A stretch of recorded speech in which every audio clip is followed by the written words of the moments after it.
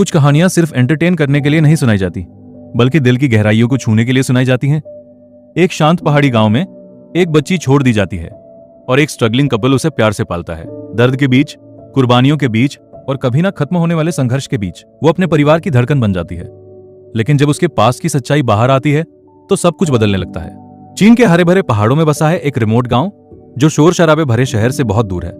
आज पूरा गांव सेलिब्रेट कर रहा है क्योंकि दो वेल नोन मिडिल एज लोगों की शादी हो रही है।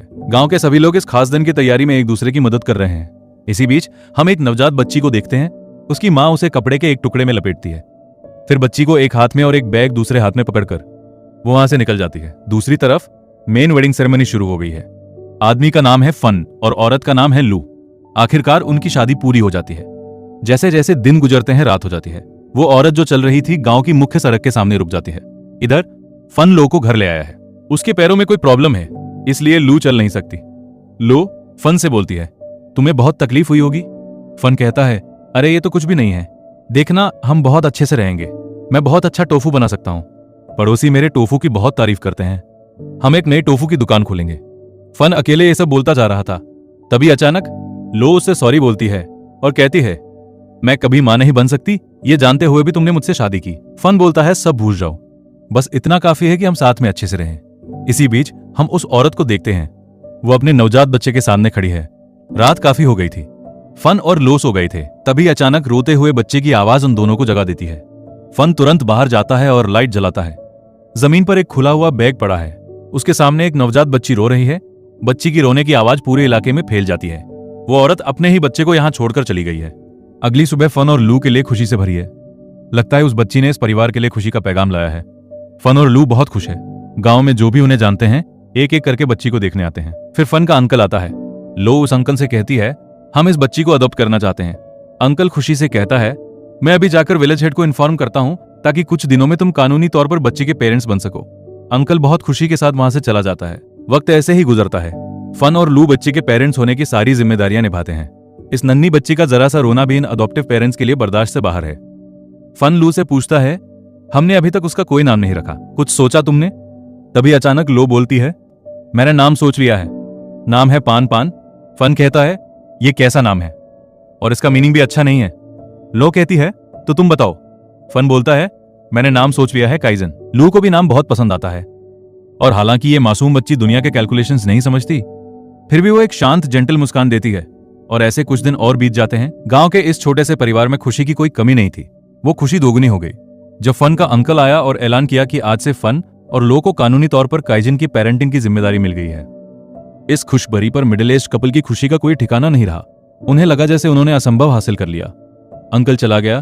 फन ने लो की व्हीलचेयर को खुशी से घुमाया और चिल्लाते हुए कहता रहा, काइजन अब हमारी बेटी है, हम उसके पेरेंट्स हैं। इस दुनिया में कोई भी उसे हमसे कभी छीन नहीं सकता। एक रात बहुत तेज आंधी आई और भारी बारिश हुई। काइजन बहुत रो रही थी। वो कुछ खाना नहीं चाहती थी। तभी अचानक लो ने नोटिस किया कि काइजन को बहुत तेज बुखार है। उसने काइजन के पापा फन को बताया और कहा कि काइजन को जल्दी क्लिनिक ले जाओ। लेकिन क्लिनिक गांव से बहुत दूर थी। पापा फन ने अपनी बेटी को अपनी पीठ पे बांधा और आंधी तूफान के बीच गांव की कच्ची सड़कों से होते हुए शहर की क्लिनिक की तरफ चल पड़े। फन बार बार गिरते रहे, लेकिन फिर भी हर रुकावट को पार करते हुए वो शहर की क्लिनिक पहुंच गए। पापा बाहर पूरी तरह भीगे हुए इंतजार करते रहे। थोड़ी देर बाद डॉक्टर बाहर आया। डॉक्टर ने फन को बताया, बाल बाल बची है, अगर तुम थोड़ा भी देर से आते तो कुछ भी बुरा हो सकता था। पापा ने राहत की सांस ली और ऐसे कुछ साल बीत गए। काइजन अब बड़ी हो गई है। वो अपने पापा की मदद करती है। उसकी माँ लू ने अपनी वेडिंग ड्रेस काटकर अपनी बेटी के लिए एक सुंदर नया ड्रेस बनाया। उसने काइजन को वो पहनाया। काइजन को नए कपड़े पाकर बहुत खुशी हुई। वो अपने घर के आंगन में खुशी से नाचने लगी।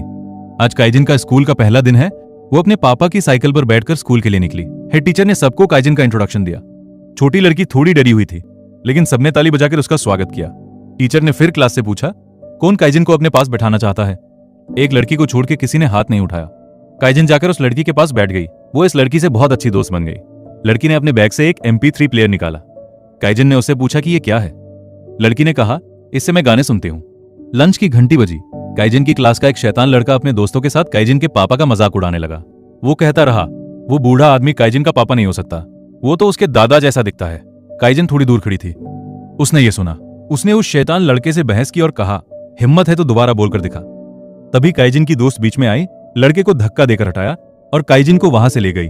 मैदान में सभी बच्चे अपने अपने तरीके से खेल रहे थे। काइजिन अपनी दोस्त के साथ चलकर वहां आई। वो शैतान लड़का भी वहां था। शैतान लड़के ने फिर से काइजिन को छेड़ा। काइजिन को बहुत गुस्सा आया। उसने लड़के से कहा, मुझे इतना कमजोर मत समझो कि मैं हमेशा चुप रहूंगी। तभी उस शैतान लड़के के दोस्त ने काइजिन से कहा, तो फिर तुम दोनों के बीच रेस हो जाए, तब देखेंगे कि तुम कमजोर हो या स्ट्रांग। ज्यादा सोचे बिना काइजिन मान गई। लड़कियां काइजिन के लिए चीयर कर रही थीं और लड़के उस शैतान लड़के के लिए। रेस शुरू हुई, लेकिन काइजिन उस लड़के के साथ नहीं चल पाई, चाहे उसने कितनी भी कोशिश की। रेस खत्म होने के बाद काइजिन हार गई। सभी लड़के सेलिब्रेट करने लगे, जबकि लड़कियां चुपचाप खड़ी रहीं। काइजिन को बहुत बुरा लगा। उस शाम काइजिन स्कूल से वापस आने में देर हो गई तो उसके पेरेंट्स चिंतित हो गए, लेकिन थोड़ी ही देर में काइजिन वापस आ गई। वो अपनी स्टडी टेबल पर बैठ गई। काइजिन के पापा उस वक्त अपने बिजनेस के अकाउंट्स कैलकुलेट कर रहे थे। तभी अचानक उन्होंने काइजिन को एक छोटा सा टेस्ट दिया। उन्होंने उससे एक कॉम्प्लेक्स जोड़ का सवाल पूछा। पापा कैलकुलेटर पर कैलकुलेट कर पाते, उससे पहले ही काइजिन ने जवाब दे दिया। काइजिन के पेरेंट्स बहुत सरप्राइज्ड हुए। काइजिन ने अपने पेरेंट्स से कहा, जब तुम्हारे पास पैसे हो तो मेरे लिए एक MP3 प्लेयर खरीद देना। उसकी मां ने पूछा, वो क्या चीज है? काइजिन ने कहा, उससे गाने सुनते हैं। दोनों पेरेंट्स मुस्कुराए। उन्होंने कहा, ठीक है बेटा, जब पैसे होंगे तुम्हारे लिए खरीद देंगे। और ऐसे वक्त गुजरता रहा। एक दिन फन मार्केट में कुछ सामान बेचने के लिए तैयार हो रहा था। बाहर बारिश होने की संभावना देखकर लो ने उसे रेनकोट लेने को कहा। फन जैसे ही लेकर जाने लगा, लो ने याद दिलाया, आज हमारी बेटी के लिए MP3 प्लेयर खरीदना मत भूलना। फन मुस्कुराया और बोला, मैं ये कैसे भूल सकता हूं। फन बाहर गया, लेकिन सड़क बहुत फिसलन भरी थी। अचानक फन फिसला और जोर से गिर गया। उसे अस्पताल ले जाया गया। काइजिन भागती हुई अपने पापा के पास आई।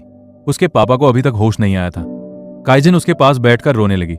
डॉक्टर ने उसे तसल्ली दी और कहा, तुम्हारे पापा अब खतरे से बाहर हैं। डॉक्टर ने फन के अंकल को बाहर बुलाया और उन्हें खुलकर सब बताया। फन की इंजरी बहुत सीरियस थी। ठीक होने में लंबा वक्त लग सकता था। वो शायद परमानेंटली डिसेबल्ड भी हो सकते थे, लेकिन डॉक्टर्स अपनी पूरी कोशिश करेंगे। इसी बीच फन को होश आया। काइजिन बिल्कुल उसके पास बैठी थी। उसके चेहरे पर एक शांत मुस्कान थी। अपनी बेटी का चेहरा देखकर पापा ने कहा, बेटा, मैं तुम्हारे लिए MP3 प्लेयर नहीं खरीद पाया। काइजिन ने कहा, पापा, मुझे उन सब चीजों की जरूरत नहीं, बस आपको ठीक होते देख लूं, मैं खुश हो जाऊंगी। 2 दिन बाद फन को अस्पताल से घर लाया गया। फन के अंकल ने उसे हर तरह से हौसला दिया। तभी लो ने पूछा, मेरी बेटी कहाँ है? अंकल ने काइजिन की तरफ इशारा किया। काइजिन बहुत थकी हुई थी, इसलिए वो अपनी स्टडी टेबल पर ही सो गई थी। लो अपनी बेटी को ऐसी हालत में देखकर बहुत हेल्पलेस महसूस कर रही थी। उस रात काइजिन के सो जाने के बाद फन और लो आपस में चुपके से बात करने लगे। उन्हें अपनी चिंता नहीं थी उनकी, बस एक ही चिंता थी, काइजिन का भविष्य। अगली सुबह से इस छोटी लड़की के लिए एक नई जिंदगी शुरू हो गई। उसने परिवार के सारे बोझ अपने कंधों पर उठा लिए। सुबह वो नदी के किनारे सबके कपड़े धोती, फिर स्कूल के लिए तैयार होने से पहले वो पहले पहाड़ी की चोटी पर जाती। वहां एक खास तरह की औषधीय जड़ी बूटी उगती थी, जिसे डॉक्टर ने काइजिन के पापा को हर रोज लेने को कहा था। बस कुछ ही दिनों में इस छोटी लड़की ने हकीकत का कठोर रूप देख लिया था। जड़ी बूटियां इकट्ठी करने के बाद काइजिन गांव की कच्ची सड़कों से होते हुए स्कूल के लिए निकलती।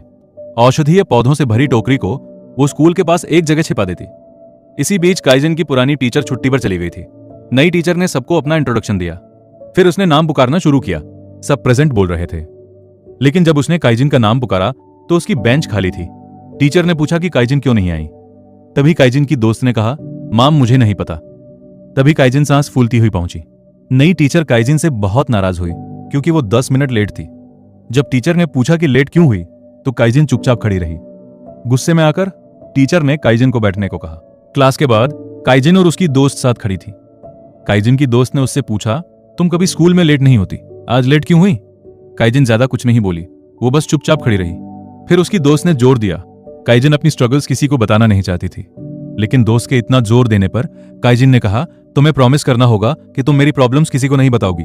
काइजिन ने सब कुछ अपनी दोस्त के साथ शेयर किया और प्रॉमिस लिया। तभी अचानक काइजिन की दोस्त ने अपनी जेब से अपना MP3 प्लेयर निकाला और काइजिन को देते हुए कहा, ये मेरी तरफ से तुम्हारे लिए गिफ्ट है।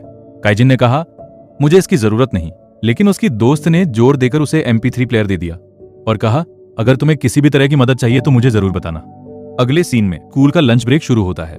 जब बाकी सब खाना खा रहे होते हैं, काइजिन भागती हुई अपने घर वापस चली जाती है। ये छोटी लड़की अच्छे से जानती है कि उसके पेरेंट्स आसानी से इधर उधर नहीं जा सकते। वो घर जाती है, अपने पापा का यूरिन पॉट साफ करती है, वापस रखती है और फिर से स्कूल की तरफ भागती है। स्कूल के बाद काइजिन सबसे पहले निकलती है। वो छिपी हुई औषधीय पौधों की टोकरी लेती है और फिर से घर की तरफ भागती है। जैसे ही वो घर पहुंचती है, ये छोटी लड़की पूरी तरह से बिजी हो जाती है। उसे अपने पेरेंट्स के लिए खाना बनाना है। उसके पेरेंट्स उसके पीछे बैठे बस अपनी बेटी को देखते रहते हैं, ज्यादा कुछ कर नहीं सकते। काइजिन नॉनस्टॉप काम करती रहती है। हकीकत ने उसे इतने कम वक्त में इतनी सारी जिम्मेदारियां उठाना सिखा दिया।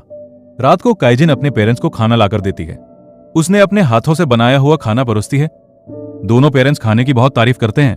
तभी काइजिन अचानक उछलकर भागती है और चिल्लाती है, मैं पापा की दवा तैयार करना भूल गई। पूरे दिन घर के सारे काम खत्म करने के बाद जब ये छोटी लड़की अपना होमवर्क करने बैठती है तो उसका शरीर पूरी तरह थक चुका होता है। उसने अपने ईयरफोन्स लगाए और सो गई। बस उसके सोए हुए चेहरे को देखकर ही पता चल जाता था कि वो कितनी थकी हुई थी। अगले दिन चूंकि काइजिन अपना होमवर्क नहीं कर पाई थी, टीचर ने उसे बहुत डांटा। उसने काइजिन से कहा, अगर तुम्हें पढ़ाई नहीं करनी तो स्कूल आने की जरूरत नहीं। काइजिन चुपचाप बहुत दुखी होकर बैठ गई। इसी बीच फन का अंकल उनकी बहुत मदद करता है। वो फन की बनाई हुई चीजें मार्केट में बेचता है। फन अब थोड़ा बहुत स्ट्रेचर के सपोर्ट से चल सकता है, लेकिन काइजिन की स्ट्रगल्स कम नहीं हुई है। उसने परिवार की जिम्मेदारियां अपने कंधों पर उठा ली है। अगले दिन स्कूल में उस शैतान लड़के ने फिर से काइजिन को परेशान करना शुरू कर दिया। उसने काइजिन की कलाई से वो ब्रेसलेट ले लिया जो उसके पास जन्म से थी। उसने काइजिन से कहा, अगर ये वापस चाहिए तो मुझसे फिर से रेस करो और मुझे हराओ। काइजिन मान गई। एक और रेस का इंतजाम किया गया। काइजिन और वो लड़का तैयार हो गए। आखिरकार रेस शुरू हुई। दोनों एक ही पेस से भागे। सब उनके लिए चिल्ला रही थी और इस बार काइजिन ने लड़के को पार किया और जीत गई। उसकी खुशी का कोई ठिकाना नहीं रहा। उसने भागना बंद नहीं किया। उसने अपने बाजू फैलाए और एक आजाद पंछी की तरह भागती रही। उसे देखकर लगता था जैसे उसने सिर्फ एक रेस नहीं जीती, उसने जिंदगी की कठोर हकीकतों के खिलाफ जीत हासिल की है। काइजिन घर तक भागती रही। उसे अपने पापा की दवा तैयार करनी थी। उसने जल्दी से दवा बनाई और उन्हें देते हुए कहा, अभी ले लो। फिर वो फिर से स्कूल की तरफ भागने लगी। लगता था जैसे काइजिन चलना भूल गई हो। उसकी जिंदगी पूरी तरह भागने में बदल गई थी। इस छोटी लड़की ने आराम का मतलब भुला दिया था। गांव के क्लिनिक से एक वर्कर हर रोज काइजिन के पापा को इंजेक्शन लगाने आती थी। वो वर्कर बोली कि क्लिनिक में पेशेंट्स की संख्या बहुत बढ़ गई, इसलिए कल से वो नहीं आ पाएगी। अब उन्हें खुद ही इंजेक्शन लगाना होगा। वर्कर ने उन्हें दिखाया कि कैसे करना है। सीन बदलता है। जब काइजिन घर लौटी तो उसने अपनी माँ को अपने पापा को इंजेक्शन लगाने की कोशिश करते देखा। ये देखकर काइजिन चिल्लाई, माँ तुम क्या कर रही हो? पापा को दर्द होगा। उसकी माँ लो ने कहा, हेल्थ वर्कर अब यहाँ नहीं आएगी, अब हमें खुद इंजेक्शन लगाना होगा। काइजिन बहुत रोई। उसके पापा ने उसे तसल्ली दी और कहा, बेटा ये इतना मुश्किल नहीं है। जब अंदर जाता है तो बस मच्छर के काटने जैसा लगता है। लेकिन छोटी काइजिन को यकीन नहीं हुआ, इसलिए उसने इंजेक्शन के साथ आए मैनुअल को बहुत ध्यान से पढ़ा और इंजेक्शन लगाने के नियम सीखे। फिर उसने प्रैक्टिस करना शुरू कर दिया। काइजिन बार बार दर्द से चिल्लाई। उसके पापा फन सो नहीं पाए थे। उन्होंने अपनी लाठी से बाहर जाने की कोशिश की। जब उन्होंने लाइट जलाई और अपनी बेटी को उस हालत में देखा तो फन चिल्ला पड़े और जमीन पर गिर गए। काइजिन ने अपने पापा को पकड़ लिया। उसके पापा ने कहा, बेटा तुम कितना और झेलोगी? मैं तुम्हारा कर्जदार बनता जा रहा हूं। काइजिन के पापा रो रहे थे। काइजिन ने अपने पापा को तसल्ली दी और कहा, पापा इंजेक्शन का दर्द मच्छर के काटने जैसा बिल्कुल नहीं होता, लेकिन अब मैंने सीख लिया है कैसे लगाना है ताकि आपको कम दर्द हो। काइजिन के पापा ने कहा, मुझे अपनी चिंता नहीं बेटा, मुझे तुम्हारे भविष्य की चिंता है। तुम्हारा क्या होगा? पापा बेटी एक दूसरे को पकड़कर रोए। अगली सुबह काइजिन ने कुशलता से अपने पापा को अपने हाथों से इंजेक्शन लगाया। गांव वालों ने फन से कहा, तुम बहुत भाग्यशाली हो, तुम्हारे पास काइजिन जैसी बेटी है। ये शब्द सुनकर पापा की छाती गर्व से फूल गई। कुछ लोगों ने कहा, अगर हमारी काइजिन बड़ी होकर डॉक्टर बन गई तो हमारे गांव की कोई परेशानी नहीं रहेगी। अगले दिन जब काइजिन क्लासेस खत्म होने के बाद स्कूल गई तो टीचर ने उसे रुकने को कहा और बोली, तुमने अभी तक पिकनिक की फीस नहीं दी। अपने पेरेंट्स को बोलो कि कल तक 200 युआन दे दें, वरना तुम्हें पिकनिक पर नहीं ले जाया जाएगा। काइजिन ने अपना सिर नीचे कर लिया। स्कूल के बाद वो सोचती रही कि अपने पेरेंट्स को कैसे बताएगी या बताना भी चाहिए या नहीं। हालांकि काइजिन पिकनिक पर जाना चाहती थी, लेकिन उसने उस इच्छा को अपनी मुश्किल हालत की वजह से दबा दिया। तभी काइजिन ने अपने पेरेंट्स को कमरे के अंदर बात करते सुना। वो अपने पैसे कैलकुलेट कर रहे थे। उनका घर अब तक सेविंग्स पर चल रहा था। अब वो पैसे लगभग खत्म हो गए थे। शायद सिर्फ 2000 युआन बचे होंगे। तभी काइजिन के पापा ने कहा, मैं अपने इंजेक्शंस लेना बंद कर दूंगा, वरना हम इस महीने का घर का खर्च नहीं चला पाएंगे। काइजिन की मां ने तब 2 चूड़ियां निकाली और कहा, अगर हम इन्हें मार्केट में बेच दें तो कुछ पैसे मिल सकते हैं। काइजिन के पापा ने कहा, यह नहीं हो सकता, वो तुम्हारी मां की आखिरी निशानी है। काइजिन की मां ने कहा, जब सिर्फ जीना ही इतना मुश्किल है तो यादें किस काम की? काइजिन बाहर खड़ी अपने पेरेंट्स की सारी बातें सुन रही थी। उस रात काइजिन की मां ने फन को बुलाया और कहा, मुझे लगता है हमें अपनी बेटी को स्कूल भेजना बंद कर देना चाहिए। पैसों की कमी की वजह से तुम्हारा इलाज भी रुक रहा है। स्कूल की फीस कैसे देंगे? फन बहुत गुस्सा हो गया। उसने कहा, चाहे कुछ भी हो, मैं अपनी बेटी को पढ़ाऊंगा। हमें उसे अच्छे से पालना है। मैं उसके लिए कोई भी लड़ाई लड़ने को तैयार हूं। काइजिन अभी तक जाग रही थी उसने अपने पापा की बातें सुनी और रोई। अगली सुबह काइजिन स्कूल जाने के लिए तैयार हो रही थी। उसके पापा ने उसे पीछे से बुलाया और उसे 200 युआन देते हुए कहा, बेटा ये तुम्हारी पिकनिक फीस है, पूरे मन से पढ़ो, तुम्हें जिंदगी में कुछ बड़ा बनना है। काइजिन अपने आंसू रोक नहीं पाई। हालांकि वो नहीं चाहती थी, फिर भी उसने अपने पापा के दिए पैसे ले लिए। फिर काइजिन स्कूल की तरफ भागी, लेकिन अचानक वो रुक गई। उसे अपने पापा के इंजेक्शन याद आए। उनका इलाज अब रुक जाएगा। काइजिन सीधे एक फावड़ा लेने गई और पहाड़ी की चोटी की तरफ चल पड़ी। उसने चोटी पर चढ़ाई की और बहुत मेहनत करके उसने कुछ औषधि पौधे इकट्ठे किए। वो उन्हें लेकर घर वापस आई। पौधों को छिपाकर वो घर के अंदर गई। काइजिन ने ऐसे एक्ट किया जैसे वो लंच के लिए घर आई हो। घर आने के बाद काइजिन बहुत बिजी थी। उसने अपने पेरेंट्स को चावल परोसे। उसकी मां ने पूछा, बेटा तुमने अपनी पिकनिक फीस दे दी? थोड़ी झिझक के साथ बहुत धीमी आवाज में उसने कहा, हाँ। अपना काम खत्म करने के बाद छोटी लड़की फिर से बाहर गई। उसने जो औषधीय पौधे इकट्ठे किए थे वो लिए और मुख्य सड़क पर खड़ी हो गई। एक पिकअप ट्रक आई और काइजिन ने शहर तक की सवारी ली। वो सड़क के किनारे बैठकर उन पौधों को बेचने की कोशिश करने लगी। उसके बगल में एक आदमी चिकन बेच रहा था। उसने काइजिन से कहा, एक पल मेरी दुकान देख लो, मुझे थोड़ी देर के लिए घर जाना है। थोड़ी ही देर में चिकन शॉप पर एक कस्टमर आई। वो बहुत जल्दी में थी। उसने काइजिन से जल्दी से एक चिकन देने को कहा। काइजिन ने अपनी पूरी कोशिश की। औरत ने उसे पैसे दिए और जल्दी से चली गई। जब काइजिन पैसे गिन रही थी तो उसने देखा कि औरत ने कीमत से बहुत ज्यादा पैसे दे दिए हैं। तुरंत काइजिन औरत के पीछे मार्केट में भागी, चिल्लाते हुए, मैडम मैडम। औरत मुड़ी। काइजिन ने कहा, आपने मुझे बहुत ज्यादा पैसे दे दिए। चिकन की कीमत 40 युआन थी। औरत छोटी लड़की की ऑनेस्टी देखकर हैरान रह गई। उसने काइजिन को बिना पलक झपकाए देखा। जब चिकन शॉप का मालिक लौटा तो काइजिन ने उसे बिक्री के पैसे दे दिए। वो आदमी काइजिन से बहुत खुश हुआ। उसने उसे अपना लंच बॉक्स दे दिया। काइजिन ने वो खाना बड़ी संतुष्टि से खाया। उस दिन काइजिन ने काफी औषधीय पौधे बेचे। उस रात जब उसने वो पैसे अपने हाथों में पकड़े तो उसे एक अनोखी उपलब्धि का एहसास हुआ। इसी बीच उनकी पुरानी टीचर वापस आई। उसने काइजिन की दोस्त से पूछा, मैंने काइजिन को क्यों नहीं देखा? काइजिन की दोस्त ने उसे बताया कि काइजिन पूरे एक हफ्ते से स्कूल नहीं आई। जब टीचर ने वजह पूछी तो काइजिन की दोस्त चुप रही। उसने टीचर को बताया, काइजिन ने मुझसे प्रॉमिस करवाया था कि मैं किसी को नहीं बताऊंगी। लेकिन टीचर काइजिन से बहुत प्यार करती थी। उसने काइजिन की दोस्त से कहा, ठीक है, लेकिन आज स्कूल के बाद तुम मुझे काइजिन के घर ले जाओगी। क्लासेस खत्म होने के बाद टीचर और काइजिन की दोस्त काइजिन के गांव गईं और उसका घर ढूंढा। काइजिन के पापा ने टीचर को तुरंत पहचान लिया। उन्होंने उसका इंट्रोडक्शन काइजिन की मां से करवाया। टीचर ने पापा की हालत के बारे में पूछा। फन ने कहा, मैं पिछले 3 महीनों से ऐसे हूं, एक एक्सीडेंट के बाद से। टीचर ने पूछा, काइजिन कहां है? उसके पापा ने कहा कि वो अभी स्कूल से वापस नहीं आई। तभी टीचर ने कहा कि वो पूरे एक हफ्ते से स्कूल नहीं आई। ये सुनकर काइजिन के पेरेंट्स बहुत शॉक्ड हुए। काइजिन की मां ने कहा, यह असंभव है, वो हर रोज स्कूल के लिए निकलती है। तभी काइजिन मुख्य दरवाजे से अंदर आई। काइजिन की दोस्त ने काइजिन के कंधे से बोझ उतारा। काइजिन ने अपना सिर नीचे कर लिया क्योंकि अपने पेरेंट्स और टीचर को एक साथ देखकर वो सब समझ गईं। तब टीचर ने काइजिन से पूछा, तुम स्कूल क्यों नहीं आ रही थी? काइजिन ने कहा, मैं पिकनिक की फीस नहीं दे पाई थी। तब काइजिन की मां ने कहा, लेकिन तुम्हें पैसे दिए गए थे। काइजिन ने कहा, मैं वो पैसे कैसे खर्च कर सकती थी? वो पैसे मेरे पापा के इलाज के लिए थे। काइजिन की मां ने फिर कहा, मैंने तुमसे कभी नहीं कहा कि तुम इन चीजों की चिंता करो। काइजिन ने कहा, मां मैं तुम्हारी बेटी हूं, अगर मैं चिंता नहीं करूंगी तो कौन करेगा? काइजिन ने फिर अपनी जेब से कुछ मुड़े हुए पैसे निकाले और टीचर को देते हुए कहा, माम क्या अब मैं पिकनिक पर जा सकती हूं? उसकी मां ने पूछा, तुम्हें ये पैसे कहां से मिले? काइजिन ने कहा, मैंने कमाए। उसकी मां ने पूछा, कैसे? काइजिन ने कहा, मैंने मार्केट में औषधीय पौधे बेचे। ये सुनकर टीचर की आंखों में आंसू आ गए। उसने काइजिन को कसकर गले लगाया और कहा, बेटा ये पैसे पिकनिक पर जाने के लिए काफी से ज्यादा है। सीन बदलता है।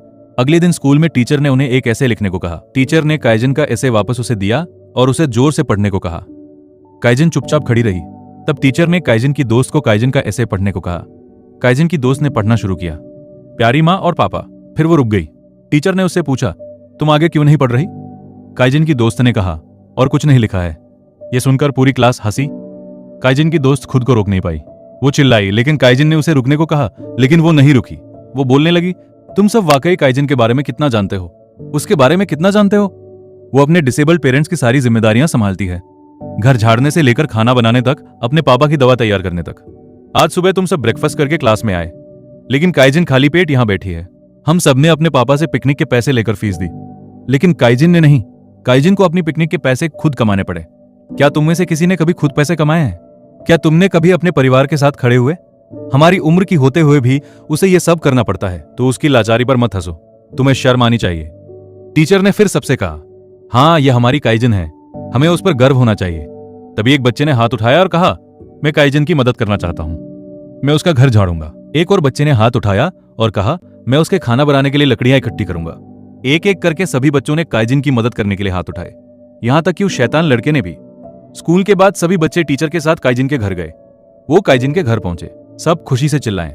टीचर ने काइजन के पेरेंट्स को बताया कि वो काइजन की मदद करने आए हैं और पापा के लिए 2 वॉकिंग स्टिक्स लाए हैं। पहले तो काइजन के पेरेंट्स ने एक्सेप्ट करने में हिचकिचाया, लेकिन सब मिलकर जोर देते रहे। तब से बच्चों ने घर के सारे काम करने शुरू कर दिए। उन्होंने पहले सब मिलकर सारे कपड़े धोए। उस शैतान लड़के ने काइजन को एक पैकेट डिटर्जेंट गिफ्ट में दिया और कहा, मेरी माँ ने कहा ये कपड़े बहुत अच्छे से साफ करता है। बच्चों ने घर के हर कोने को ध्यान से साफ किया। इन बच्चों को काम करते देखकर लगता था जैसे ये रियल एजुकेशन है। बच्चों ने काइजन के पूरे घर को ठीक ठाक किया और फिर चले गए। काइजन ने उन्हें गुड बाय वेव किया। उसके पेरेंट्स बहुत खुश थे। वापस घर पर टीचर काइजन के बारे में एक रिपोर्ट लिखने बैठी ताकि और लोग काइजन की जिंदगी की कहानी जान सके। इसी बीच डॉक्टर आखिरी बार काइजन के पापा को देखने आया। उसने काइजन के पापा के अंकल को बाहर बुलाया। काइजन पीछे से आई। काइजन ने सुना कि उसके पापा कभी पूरी तरह ठीक नहीं होंगे। चांसेस बहुत कम थे क्योंकि उनकी नर्व्स डैमेज हो चुकी थी। काइजन और उसकी मां बहुत रोईं, लेकिन काइजन हार मानने वालों में से नहीं है। उस रात उसने अपने पापा की कमर के चारों ओर एक कपड़ा बांधा और अपनी पूरी ताकत लगाकर उन्हें एक्सरसाइजेस करवाना शुरू किया। इस छोटी लड़की के लिए अपने पापा के भारी शरीर को उठाना बहुत मुश्किल था। काइजन पूरी तरह पसीने से भीग गई थी, लेकिन फिर भी उसने हार नहीं मानी। इसी बीच हम उस शैतान लड़के को देखते हैं। वो काइजन की मदद के लिए घर में पैसे ढूंढ रहा था और तभी उसे एक ब्रेसलेट मिली। वो बिल्कुल वैसी ही दिख रही थी जैसे काइजन ने पहनी थी। तभी लड़के की मां ने उसे बुलाया। वो नीचे भागा और अपनी मां से काइजन के लिए पैसे मांगे। उसने अपनी मां को काइजन की सारी स्ट्रगल्स के बारे में बताया। उसकी मां खुशी से उसे पैसे देने को राजी हो गई। तब लड़के ने अपनी मां से कहा, मां, मैंने ऊपर एक बॉक्स में एक ब्रेसलेट देखी। उसकी मां ने कहा, तुम वहां चीजों को क्यों छू रहे थे? लड़के ने कहा, मां, मैंने बिल्कुल वैसी ही ब्रेसलेट अपनी दोस्त काइजन की कलाई पर देखी है। मां की आंखें फैल गईं। वो बहुत सारी चीजें समझ गई। तुरंत उसने अपनी कार ली और काइजन के गांव की तरफ चल पड़ी। उसी सड़क के सामने रुकी। उसे बहुत सारी पुरानी यादें याद आईं। ये सड़क उसके लिए जानी पहचानी थी। फिर वो काइजन के घर के सामने आई। काइजन अभी अभी अंदर गई थी। औरत ने काइजन के चेहरे को घूरा। उसने काइजन की कलाई पर वो ब्रेसलेट देखी और औरत को वो दिन याद आया। वो घर लौटी और चुपचाप बैठ गई। बहुत सोचने के बाद उसने एक कपड़े का टुकड़ा और वो ब्रेसलेट निकाली। फिर उसने अपनी कार ली और वापस काइजन के घर की तरफ चली। उसने काइजन के कमरे को ढूंढा। एक औरत ने उसे रास्ता दिखाया। वो जाकर दरवाजे पर खड़ी हो गई। जब वो काइजन के पेरेंट्स के कमरे में गई, काइजन के पापा और मां ने पूछा, हम आपकी कैसे मदद कर सकते हैं? औरत ने पूछा, क्या ये काइजन का घर है? काइजन के पेरेंट्स ने जवाब दिया, हाँ, और हम काइजन के पेरेंट्स हैं। वो औरत तुरंत जमीन पर गिर गई। वो बार बार कहती रही, मैं पापी हूं, मैं काइजन की असली मां हूं। कुछ साल पहले मैंने काइजन को यहां छोड़ दिया था। औरत ने फिर अपने बैग से एक कपड़े का टुकड़ा और वो ब्रेसलेट निकाली। उसने कहा, यह उस कपड़े का टुकड़ा है जिसमें मेरी बेटी लिपटी हुई थी जब मैंने उसे छोड़ा था। तब काइजन की अडॉप्टिव मां लू ने एक कपड़े का टुकड़ा निकाला और समझ गई कि ये औरत वाकई असली मां है। अब काइजन की अडॉप्टिव मां बहुत गुस्सा हो गई। उसने कहा, तुम इतने सालों से कहां थी? तुमने बच्ची को एक ठंडी सर्दियों की रात को यहां छोड़ दिया। अब इतने सालों बाद आकर मां होने का दावा कर रही हो? जन्म देने से कोई मां नहीं बनती। मैंने काइजन को छोटी थी तब से इतनी स्ट्रगल्स के साथ पाला है। वो मेरी बेटी है, मैं उसकी मां हूं। मेरा उससे आत्मा का रिश्ता है। तुम अभी इस घर से निकल जाओ, वरना मैं कुछ भी कर दूंगी। तब काइजन के पापा ने औरत से रिक्वेस्ट की, प्लीज अब इस घर से चली जाइए। औरत चली गई। बाहर जोर की बारिश हो रही थी। काइजन की असली मां अपने पाप के बारे में सोचकर बहुत रोई। इसी बीच काइजन जंगल से लकड़ियां इकट्ठी करके घर लौट रही थी। वो नदी के किनारे खड़ी होकर अपने हाथ मुंह धो रही थी, लेकिन थकी हुई छोटी लड़की एहसास किए बिना ही सो गई। काइजन सपना देख रही थी। अपने सपने में उसके दोनों पेरेंट्स चल सकते थे। वो उसके पीछे आए और उसका नाम पुकारा। काइजन अपने पेरेंट्स को देखकर खुशी से चिल्लाई। इस छोटी लड़की का सपना बस इतना था कि वो अपने पेरेंट्स को अपनी आंखों के सामने स्वस्थ देख सके। छोटी लड़की सपनों की दुनिया से हकीकत में लौटी। इसी बीच हम समझते हैं कि काइजन के पेरेंट्स ने एक फैसला ले लिया है। वो काइजन को उसकी असली मां के पास वापस भेज देंगे। काइजन के पापा ने अपनी पत्नी से पूछा, तुमने ठीक से सोच लिया? काइजन की मां ने कहा, हाँ, मैंने सोच लिया। वो बहुत रो रही थी। उसने कहा, उसके भविष्य के लिए हमें यह मानना होगा। कब तक ये छोटी लड़की अपने डिसेबल्ड पेरेंट्स का बोझ उठाएगी? उसका भविष्य उसके सामने है। सीन बदलता है। जब काइजन स्कूल से घर लौटी तो उसने देखा कि उसके पेरेंट्स ने उसके सारे पसंदीदा खाने बनाए हैं। ज्यादा सोचे बिना काइजन बैठकर खाने लगी। उसके पेरेंट्स ने प्यार से उसे खाना परोसा, लेकिन छोटी लड़की को अभी भी एहसास नहीं हुआ कि यह उसके पेरेंट्स के साथ उसका आखिरी खाना था। काइजन ने अपनी मां से पूछा, मां, क्या आज कोई खास मौका है? उसकी माँ ने जवाब नहीं दिया, वो चुपचाप रोई। उस रात काइजिन के सो जाने के बाद उसके पापा ने एक खत लिखा और उसकी माँ ने काइजिन का सारा सामान एक बैग में पैक किया। इन सभी सालों से अपनी बेटी की हर याद छूने पर माँ को बहुत दर्द हुआ। लो ने अपनी माँ की आखिरी निशानी, वो चूड़ियां भी बैग में डाल दी। अपनी बेटी की विदाई पर माँ बेकाबू होकर रोई। उसने आज अपनी बेटी की सारी यादों को एक बैग में कैद कर दिया। कल से काइजिन फिर कभी उस बिस्तर पर नहीं सोएगी। अगली सुबह आती है, हम काइजिन को एक हाथ में खत और दूसरे हाथ में बैग पकड़े देखते हैं। वो एक एड्रेस ढूंढ रही है। बहुत ढूंढने के बाद वो एक घर के सामने खड़ी हो जाती है। जैसे ही वो घर में जाती है, उसके स्कूल का दोस्त बाहर आता है। दोस्त ने काइजिन से पूछा, तुम यहाँ क्या कर रही हो? काइजिन ने कहा, मेरे पापा ने मुझे कहा था कि ये खत और ये बैग यहाँ डिलीवर करूं, मैं देने आई हूं। तभी काइजिन की असली माँ कमरे से बाहर आई। वो काइजिन को देखकर बहुत सरप्राइज्ड हुई। काइजिन ने उससे कहा, आंटी, पापा ने मुझे कहा था कि ये आपको दे दूं। काइजिन की असली माँ ने बैग और खत लिया। उसने प्यार से काइजिन को अंदर लाया। तब काइजिन की असली माँ ने खत पढ़ा। काइजिन की अडॉप्टिव पेरेंट्स ने काइजिन को यहाँ हमेशा के लिए भेज दिया था। काइजिन की असली माँ तब काइजिन के पास आई, घुटनों के बल गिरी, उसे गले लगाया और बोली, तुम मेरी बेटी हो, मैं तुम्हारी असली माँ हूं। काइजिन कुछ नहीं समझ पाई, वो रोने लगी। फिर उसकी असली माँ ने उसे वो खत दिया। अपने पापा के खत के हर शब्द ने काइजिन के दिल को तीर की तरह छेद दिया। वो अपने घर की तरफ भागी। काइजिन की असली माँ उसके पीछे आई। काइजिन ने अपने पूरे घर में अपने पेरेंट्स को ढूंढा, लेकिन उसे वो कहीं नहीं मिले। वो अपने पड़ोसियों से पूछती रही, लेकिन किसी को नहीं पता कि काइजिन के पेरेंट्स कहां गए। तब उसके पापा का अंकल आया। काइजिन ने उससे बार बार गिड़गिड़ाकर सच बताने की रिक्वेस्ट की, बताने को कि उसके पेरेंट्स कहां गए, लेकिन उसका अंकल चुपचाप खड़ा रहा। लेकिन छोटी लड़की के इंटेंस रोने से उसके लिए चुप रहना असंभव हो गया। वो बोलने लगा, तुम्हारे पेरेंट्स अच्छे से जानते थे कि तुम यहां वापस आओगी, इसलिए वो यहां से पहाड़ी की दूसरी तरफ चले गए। काइजिन एक पल भी इंतजार नहीं करती, वो तुरंत निकल जाती है और उसके साथ सभी गांव वाले मशाले लेकर पहाड़ी की तरफ जाते हैं। जब सब पहाड़ी की चोटी पर पहुंचते हैं तो वो काइजिन के पेरेंट्स को वहां चुपचाप बैठे देखते हैं। काइजिन उनके सामने घुटनों के बल गिरती है और आंसू भरी आंखों से अपने पेरेंट्स से कहती है, मैं तुम्हारी बेटी हूं, तुम मेरे पेरेंट्स हो। सच्चा पेरेंट सिर्फ वो नहीं जो जन्म देता है, मेरा तुम्हारे साथ आत्मा का रिश्ता है, मैं तुम्हें कभी नहीं छोड़ूंगी। काइजिन फिर जाकर अपनी माँ के घुटनों के पास बैठ जाती है। वो कहती है, माँ चलो घर चलते हैं। उसकी माँ खुद को रोक नहीं पाती, वो काइजिन को कसकर पकड़ लेती है। उसके पापा फन पास बैठे रोते हैं। वहां मौजूद हर शख्स की आंखों में आंसू है। काइजिन की जन्म देने वाली माँ काइजिन को लो और फन के हवाले कर देती है। अगले दिन गांव में काइजिन के परिवार के लिए फंड कलेक्शन हो रहा था। सबने जैसे भी हो सका योगदान दिया। कुछ ने पैसे दिए, कुछ ने सब्जियां दी और बच्चों ने अपनी छोटी छोटी सेविंग्स अपनी पिगी बैंक से दी। यहां तक कि गांव का एल्डर भी पैसे देने आया। काइजिन का परिवार सबका शुक्रगुजार था। तभी हम काइजिन की टीचर को देखते हैं। उसके साथ एक बुजुर्ग सज्जन है। वो इस गांव के बेटे हैं, लेकिन अब इंडोनेशिया में रहते हैं। वो यहाँ काइजिन की टीचर द्वारा काइजिन के बारे में लिखा गया आर्टिकल पढ़कर आए। वो सबसे बोलने लगते हैं, अब से मैं काइजिन और काइजिन के पेरेंट्स की बाकी जिंदगी भर की सारी जिम्मेदारियां उठाऊंगा। सब तालियां बजाते हैं और इसी मोमेंट के साथ मूवी खत्म होती है। ये असली काइजिन है। उसकी दिल दहलाने वाली कहानी ने पूरी दुनिया के दिलों को छू लिया। इसीलिए 2010 में लाखों बच्चों के लिए एक आइकॉन के तौर पर काइजिन ने एशियन गेम्स में मशाल ऊंची उठाई। काइजिन की जिंदगी की ये कहानी सिर्फ एक लेखक की कल्पना नहीं है, ये असली घटनाओं पर आधारित है और असली लड़की आज भी इस दुनिया में जिंदा है। अगर ये कहानी ने तुम्हारे दिल को छुआ तो लाइक, शेयर और सब्सक्राइब करना मत भूलना, क्योंकि हमें यकीन है कि कुछ कहानियां सिर्फ देखी नहीं जाती, वो हमेशा के लिए महसूस की जाती है।